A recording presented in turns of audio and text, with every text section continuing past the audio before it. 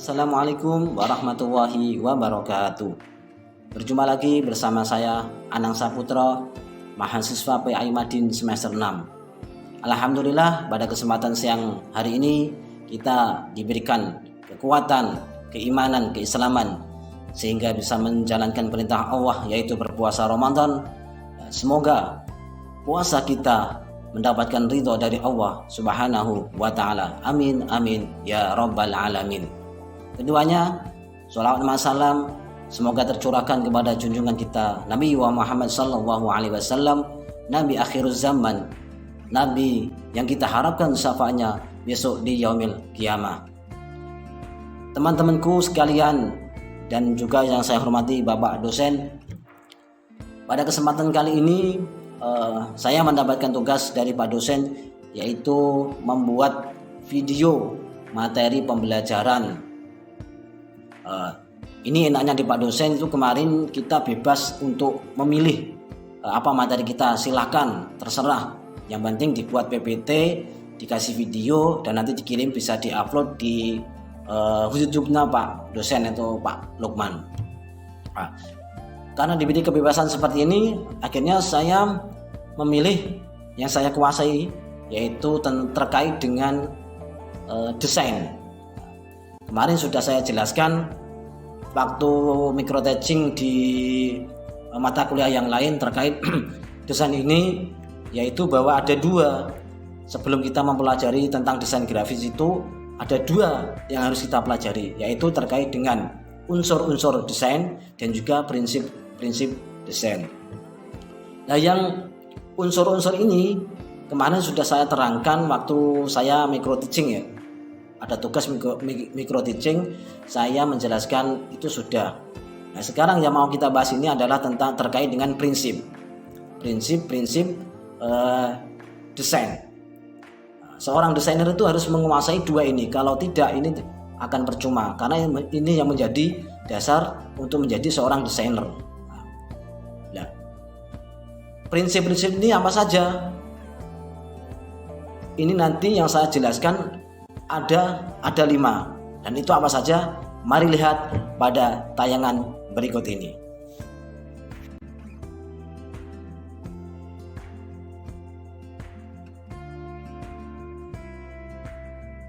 Baik, untuk prinsip dasar desain yang pertama yaitu adalah keseimbangan.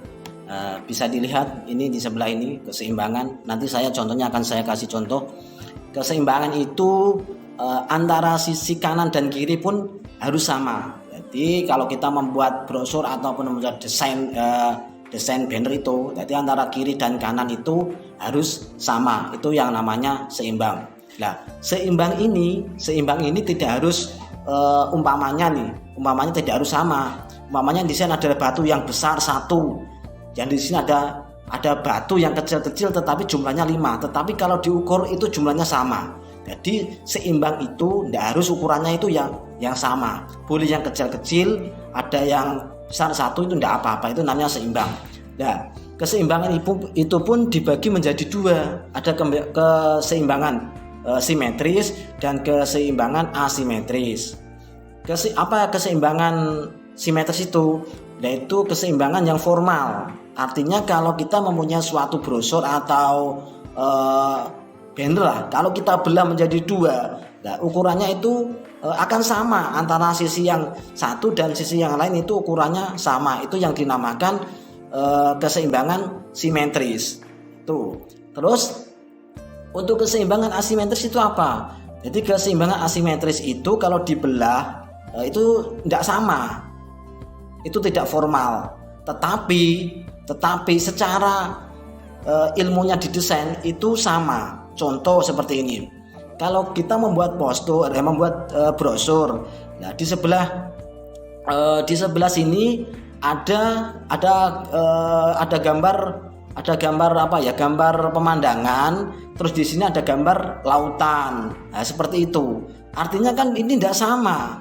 Di sini ada maunya kita tadi hutan, di sini ada lautan. Ini kan antara lautan dan hutan kan jelas tidak sama, tetapi dalam istilah itu namanya keseimbangan.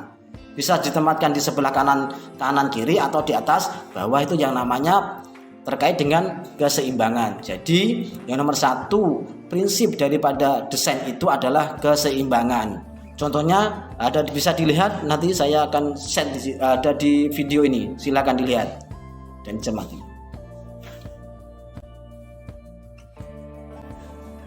Baik, untuk yang nomor 2 terkait dengan prinsip desain yaitu adalah unity atau kesatuan, yaitu tentang pengaturan elemen-elemen supaya bisa selaras keseluruhannya. Itu yang namanya kesatuan atau unity ya. Contohnya apa?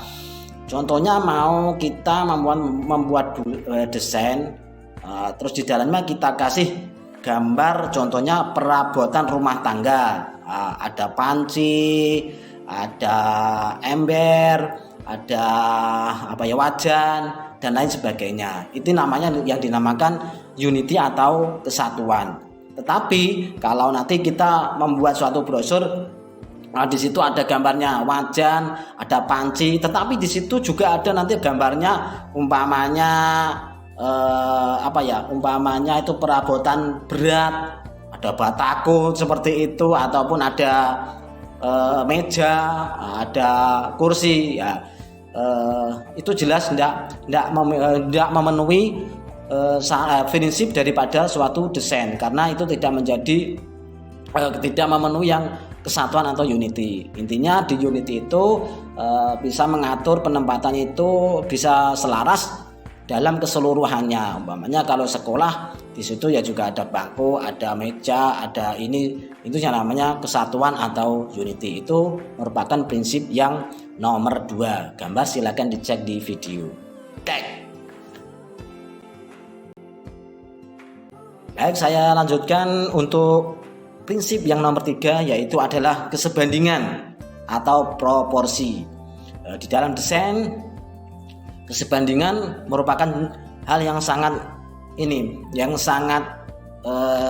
dibutuhkan, karena mendesain itu kan tidak menggunakan ukuran yang sesungguhnya, makanya harus menggunakan perbandingan atau rasio. Kalau ada orang yang menginginkan suatu banner yang sangat besar, umpamanya ukuran 5 meter kali 3, lah kita bisa membuat rasio di dalam brosur itu menggunakan 5 cm dengan 3 cm, tetapi dengan kualitas cetak nanti yang hasilnya sama seperti yang 5 meter sama kali 3 meter itu. Nah, contohnya nanti ada di video ya, nanti saya akan kirim contohnya seperti itu. Jadi contohnya lagi, kalau kita mau membuat peta, ada kan waktu SD kita mau peta, di situ ada rasionya 1 banding berapa ya, seperti itu. Di desain pun juga seperti itu, menggambar pun juga harus ada perbandingannya.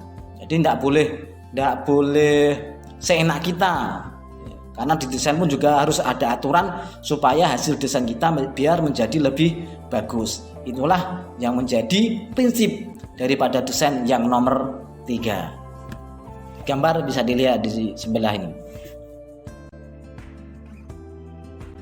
Untuk prinsip desain yang nomor 4 yaitu adalah ritme atau irama.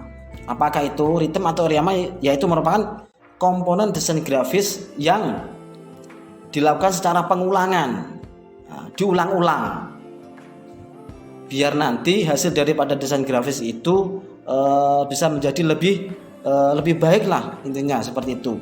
Ini yang namanya ritme atau irama. Contohnya nih seperti ini. Sampean mau desain menggunakan bentuk balok ukurannya 5 meter seperti itu, 5 meter lah. Yang dinamakan tadi ritme atau irama. Nah, yang 5 meter ini tadi diperkecil lagi menjadi ukuran 4 kali berapa, diperkecil lagi menjadi ukuran 3 kali berapa. Artinya keadaan balok itu tetap, artinya konstan, tetapi ukurannya bisa berubah-ubah. Itu yang namanya ritme. Jadi sesuai, seperti tangga itu ada ritme seperti itu. Desain pun juga harus mengikuti aturan yang namanya ritme ini, agar nanti hasil daripada desain pada akhirnya bisa menjadi baik. Kalau gambar ini bisa dilihat nih di sebelah ini, di bawah ini, seperti tangga itu namanya ada panjang terus rendah kecil, dari kecil itu yang namanya ritme. Bisa dicek gambarnya di sebelah sini. Baik, untuk prinsip desain yang nomor 5 yaitu adalah kontras atau penekanan. atau emphasis. Prinsip ini yang paling penting di penekanan ini, karena di sini prinsip ini bisa menarik elemen-elemen yang lain. Ditekankan apa yang mau ditonjolkan di sini, di brosur ini apa. Contohnya kalau kita membuat suatu poster atau banner yang sangat besar itu terkait dengan Jogja, maka apa yang kita tonjolkan di situ? Nah, yang kita tonjolkan adalah gambar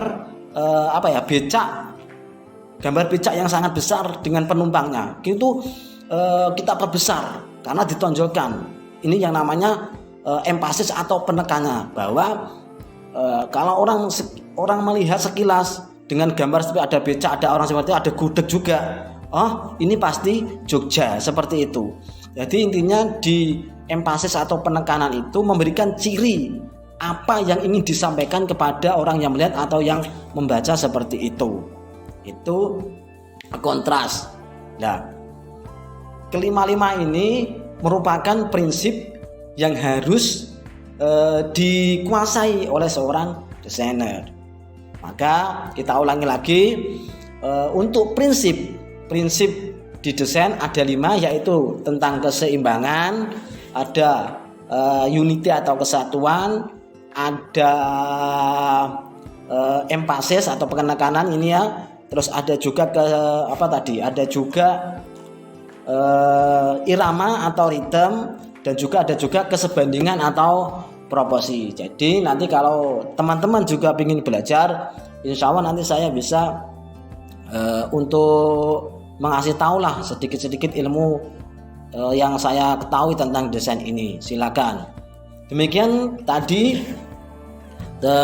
pembelajaran terkait dengan materi desain, utamanya terkait dengan prinsip-prinsip dasar desain. Semoga apa yang saya sampaikan ini bisa membawa manfaat untuk teman-teman sekalian. Demikian, assalamualaikum warahmatullahi wabarakatuh.